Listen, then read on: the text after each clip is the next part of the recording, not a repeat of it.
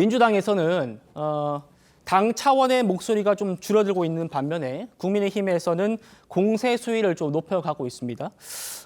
한번 좀 준비되면 들어보겠습니다. 이것은 이전 부지사 자신을 위해서 하는 게 아닙니다. 그리고 이거는 이재명 대표의 사법 리스크를 방탄하기 위한 악질적인 사법 방해이다. 그리고 사법 시스템에 대한 도전이다.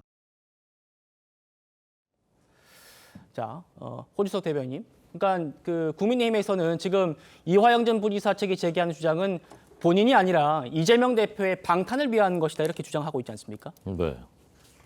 저는 이 사건의 본질이 이화영 전 부지사가 총선 결과 나오기 얼마 전에 이제 사실상 승패가 정해졌다고 보고 일종의 베팅을 한 것이다. 자기 존재 과실을 위해서. 그런데 이제 이재명 대표가 아마 오판을 한 것이 아닌가. 이것이 사실일 가능성이 꽤나 크다고 생각해서 이제 오판을 해서 공세를 펴다가 검찰이 이제 적극적으로 반박하고 사실관계를 이제 증명을 하니까 이 잘못됐구나, 판단이 잘못됐구나라고 이제 인식을 하고 발을 빼고 있는 그런 장면이 아닌가 생각하고요. 이후의 재판에 뭐 크게 영향을 미칠 것 같지는 않고 다만 이재명 대표와 민주당과 그리고 이화영 전 부지사는 신뢰성과 도덕성에 큰 타격을 입었다 그런 사건이라고 저는 생각합니다. 예.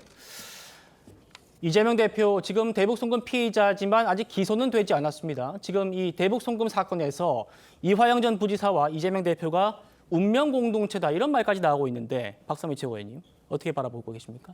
글쎄요, 뭐 운명 공동체라는 말까지가 좀 적절한지는 좀 의문입니다. 근데 어쨌든 지금 이 관계 자체가 굉장히 특수한 거는 맞죠.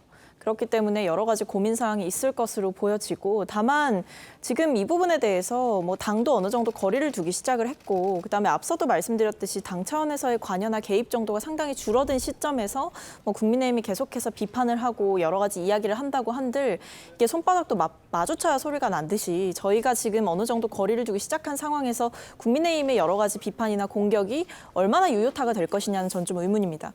오히려 네. 지금 국민의힘이 이런 뭐 이화영 전 부지사의 논란이라던가 이재명 대표의 여러 가지 사법적인 문제를 지적한다고 한들 대통령께서는 이미 이번 총선을 통해서 사실은 정권에 대한 심판을 어느 정도 하셨기 때문에 윤석열 정권의 문제를 시정하기 위한 적극적인 목소리를 기대하실 것이지 이른바 한동훈 전 비대위원장이 총선 기간에 띄웠던 이조 심판론 이런 것들을 아무리 강조를 한다고 한들 또는 사법적인 문제를 더욱더 비판을 한다고 한들 그런 공격들이 국민의힘에게 굉장히 유리한 전략은 아닐 것이다라는 생각이 있습니다. 알겠습니다.